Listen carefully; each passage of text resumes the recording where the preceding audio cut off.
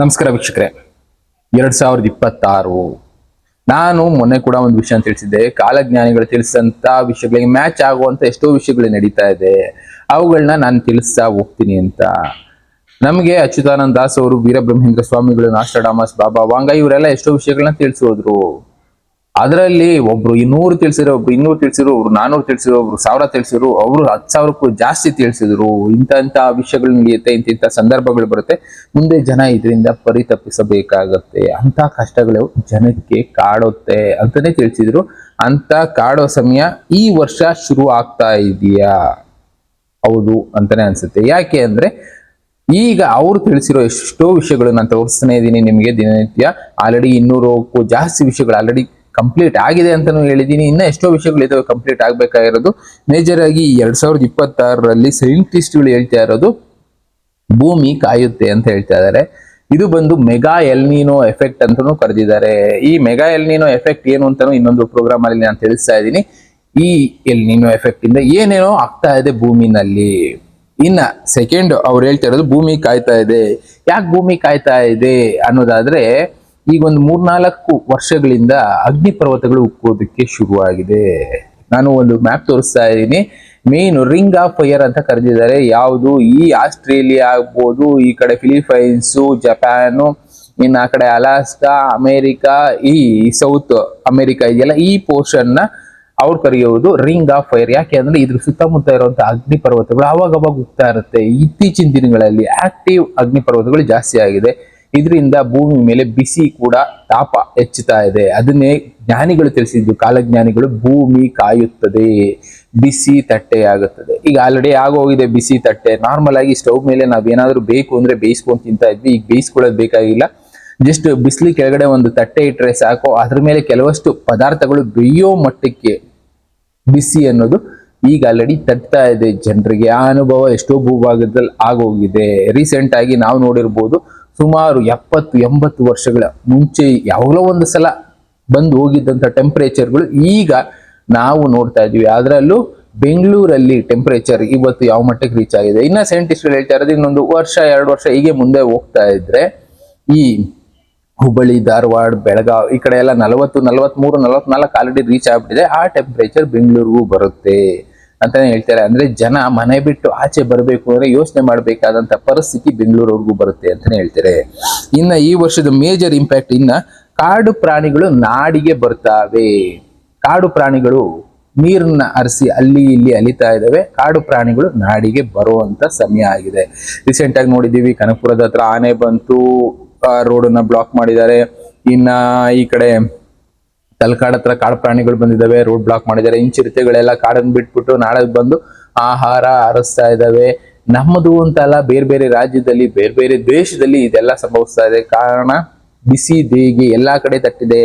ನೀರಿನ ಅಭಾವ ಕಾಡ್ತಾ ಇದೆ. ಕಾಡುಗಳಲ್ಲೂ ಕೂಡ ಮಳೆ ಆಗ್ತಾ ಇಲ್ಲ. ಕಾರಣ ಕಾಡುಗಳನ್ನ ನಾವು ನಾಶ ಮಾಡಿದ್ವಿ. ಇದರಿಂದ ಇವತ್ತು ಮಳೆ ಪ್ರಮಾಣ ಕಡಿಮೆ ಆಯ್ತು.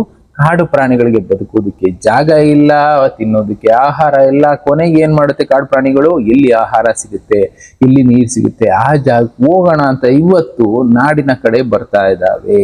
ಅಂತದ್ದೇ ಪರಿಸ್ಥಿತಿನ ಎದುರಿಸ್ತಾ ಇದ್ದೀವಿ ಇವತ್ತು. ಇನ್ನ ಮುಂದೆ ಹೇಳ್ತಾರೆ, ತಂಪಾದ ಜಾಗಕ್ಕೆ ಕಾಡು ಪ್ರಾಣಿಗಳ ವಲಸೆ ಹೋಗೋದಕ್ಕೆ ಶುರು ಮಾಡ್ತವೆ. ಎಷ್ಟೋ ಕಾಡುಗಳಲ್ಲಿ ಪ್ರಾಣಿಗಳು ಇರುವಂತ ಜಾಗನ ಬಿಟ್ಟು ಎಲ್ಲಾದ್ರೂ ಬದುಕೋದಕ್ಕೆ ಜಾಗ ಇದೆಯಾ ಅಂತ ಹುಡುಕೊಂಡು ವಲಸೆ ಹೋಗ್ತಾ ಇದ್ದಾವೆ ಕಾಡು ಪ್ರಾಣಿಗಳು. ಅಂತದ್ದು ಕೂಡ ನಡೀತಾ ಇದೆ. ಸಮುದ್ರಗಳು ಉಕ್ಕುತ್ತವೆ ಅಂತ ಹೇಳಿದ್ರು. ಹೌದು, ಸಮುದ್ರಗಳು ಈಗ ಉಕ್ಕೋದಕ್ಕೆ ಶುರುವಾಗಿದೆ. ಮೇಜರ್ ಇಂಪ್ಯಾಕ್ಟ್ ನಾನು ಹೇಳಿದೆ, ಸೋಲಾರ್ ಸ್ಟೋಮ್ ಅನ್ನೋದು ಅವಾಗ ಆಗ್ತಾನೆ ಇದೆ. ರೀಸೆಂಟ್ ಆಗಿ ನಾವು ಒಂದು ವರ್ಷದಿಂದ ಎಷ್ಟೋ ಪ್ರೋಗ್ರಾಮ್ಗಳು ಅದ್ರ ರಿಲೇಟೆಡ್ ಮಾಡಿದೀನಿ. ಸೂರ್ಯನ ಬಿಸಿ ಅನ್ನೋದು ಭೂಮಿಗೆ ತಟ್ತಾನೆ ಇದೆ. ಇದರಿಂದ ಭೂಮಿ ಮ್ಯಾಗ್ನೆಟಿಕ್ ಫೀಲ್ಡ್ ವೇರಿಯೇಷನ್ ಆಗ್ತಾ ಇದೆ. ಇನ್ನ ಆ ಬಿಸಿ ತಾಪಕ್ಕೆ ನಮ್ಮ ಓಝೋನ್ ಲೇಯರ್ ಏನಿದೆ ಎಲ್ಲೋ ಒಂದು ಕಡೆ ವೀಕ್ ಆಗ್ತಾ ಇದೆ. ಪ್ಲಸ್ ಆ ಬಿಸಿ ತಾಪದಿಂದ ಭೂಮಿ ಮೇಲೆ ಬಿಸಿ ಜಾಸ್ತಿ ಆಗ್ತಾ ಇದೆ. ಇದರಿಂದ ಸಮುದ್ರಗಳು ಕೂಡ ಉಕ್ಕೋದಕ್ಕೆ ಶುರುವಾಗಿದೆ. ಇನ್ನೊಂದು ಮ್ಯಾಗ್ನೆಟಿಕ್ ಫೀಲ್ಡ್ ಇಂಪ್ಯಾಕ್ಟ್ ಆಗ್ತಾ ಇದೆ ಅಂತ ಹೇಳಿದ್ವಿ. ಈ ಮ್ಯಾಗ್ನೆಟಿಕ್ ಫೀಲ್ಡ್ ಇಂಪ್ಯಾಕ್ಟ್ ಆದ್ರೆ ಏನಾಗುತ್ತೆ, ಭೂಮಿ ಒಳಗಡೆ ಇರುವಂತ ಲಾವಾ ಏನಿದೆ ಆ ಲಾವಾ ಉಕ್ಕೋದಕ್ಕೆ ಶುರುವಾಗುತ್ತೆ. ಲಾವಾ ಉಕ್ಕೋದಕ್ಕೆ ಶುರು ಆಯ್ತು ಅಂದ್ರೆ ಇರುವಂತ ಅಗ್ನಿ ಪರ್ವತಗಳು ಉಕ್ತವೆ. ಈ ಅಗ್ನಿ ಪರ್ವತದಿಂದ ನಾರ್ಮಲ್ ಆಗಿ ಬರೋದು ಡಸ್ಟ್, ಈ ಕಾರ್ಬನ್ ಪ್ಲಸ್ ಬಿಸಿ ಹೊಗೆ. ಆಟೋಮೆಟಿಕಲಿ ಭೂಮಿ ಟೆಂಪರೇಚರ್ ರೈಸ್ ಆಗಿ ಹೋಗುತ್ತೆ ಅಂತದ್ದು ಈಗ ಸಂಭವಿಸ್ತಾ ಇದೆ ಅಂತಾನೆ ಜ್ಞಾನಿಗಳು ತಿಳಿಸ್ತಾ ಇರೋದು. ಇನ್ನ ಎಲ್ ನೀನೋ ಎಫೆಕ್ಟ್ ಅಂತಾನೆ ಹೇಳಿದ್ರು. ಆ ಎಲ್ ನೀನೋ ಎಫೆಕ್ಟ್ ಬಗ್ಗೆನೂ ನಾನು ಇನ್ನೊಂದು ಪ್ರೋಗ್ರಾಮ್ ತಿಳಿಸ್ತಾ ಇದ್ದೀನಿ. ಆದ್ರೆ ಅದರಿಂದ ಇಂಪ್ಯಾಕ್ಟ್ ಏನೇನಾಗುತ್ತೆ ಅಂತ ನೋಡೋದಾದ್ರೆ ಬೆಳೆ ಕೈ ಕೊಡುತ್ತೆ.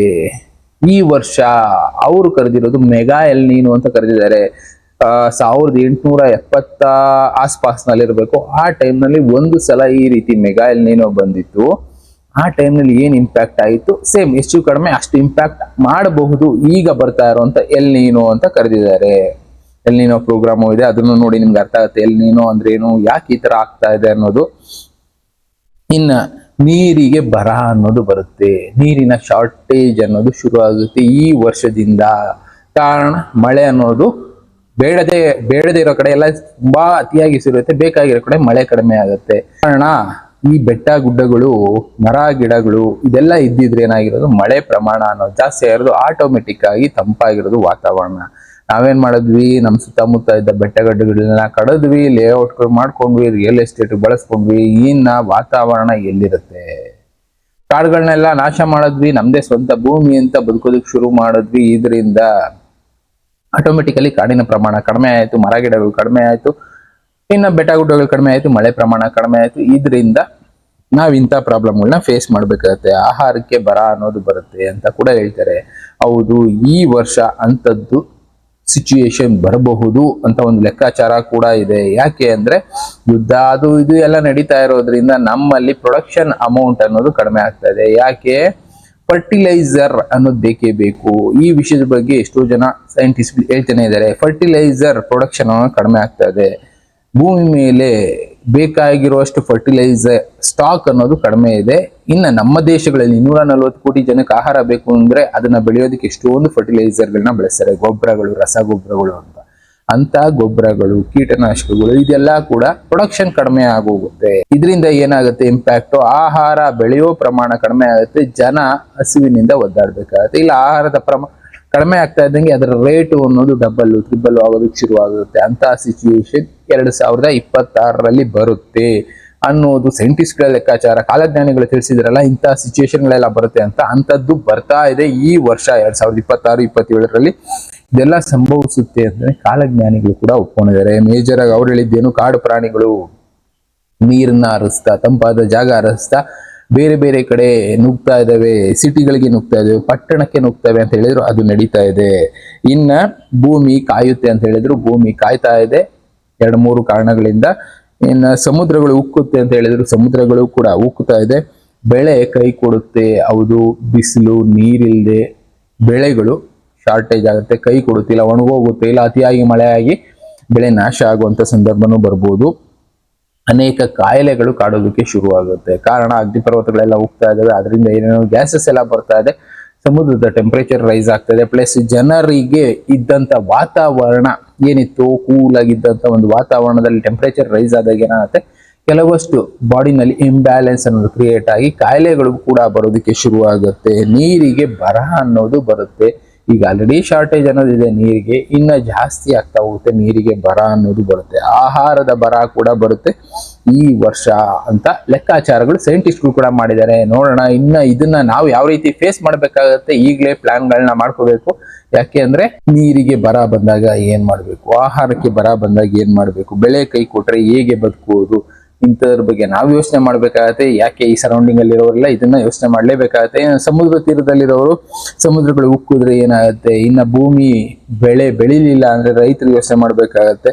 ಇನ್ನ ಕಾಡಿನ ಸುತ್ತಮುತ್ತ ವಾಸ ಮಾಡ್ತಾ ಇರೋರು, ಕಾಡು ಪ್ರಾಣಿಗಳು ದಾಳಿ ಮಾಡುವಂತ ಸಂಭವ ಬರ್ಬೋದು, ಇದ್ರ ಬಗ್ಗೆ ಯೋಚನೆ ಮಾಡ್ಬೇಕಾಗತ್ತೆ. ಇದಕ್ಕೆಲ್ಲ ಮೊದಲೇ ಪ್ಲಾನ್ ಮಾಡ್ಕೊಂಡು ಪ್ರಿಕಾಷನ್ ತಗೊಂಡ್ರೆ ಸ್ವಲ್ಪ ಆಗುವಂತ ಇಂಪ್ಯಾಕ್ಟ್ ಗಳಿಂದ ಬಚಾವಾಗ್ಬೋದು. ಇನ್ನಿತರದ್ದು ಎಷ್ಟೋ ವಿಷಯಗಳಿದ್ದಾವೆ, ತಿಳಿಸ್ತಾನೆ ಇರ್ತೀನಿ, ಎಚ್ಚರಿಸ್ತಾ ಇರ್ತೀನಿ. ಎಚ್ಚೆತ್ಕೊಳ್ಳೋಣ. ಜ್ಞಾನಿಗಳು ತಿಳಿಸಿದ್ರು, ಸೈಂಟಿಸ್ಟ್ಗಳು ತಿಳಿಸ್ತಾ ಇದ್ದಾರೆ, ನಾವು ತಿಳ್ಕೊಳ್ಳೋಣ, ಸ್ವಲ್ಪನಾದ್ರೂ ಎಚ್ಚೆತ್ಕೊಳ್ಳೋಣ. ಇನ್ನ ಬೇರೆ ಬೇರೆ ವಿಷಯಗಳ ಜೊತೆ ನಾನು ಮತ್ತೆ ಸಿಗ್ತೀನಿ. Thank you, bye.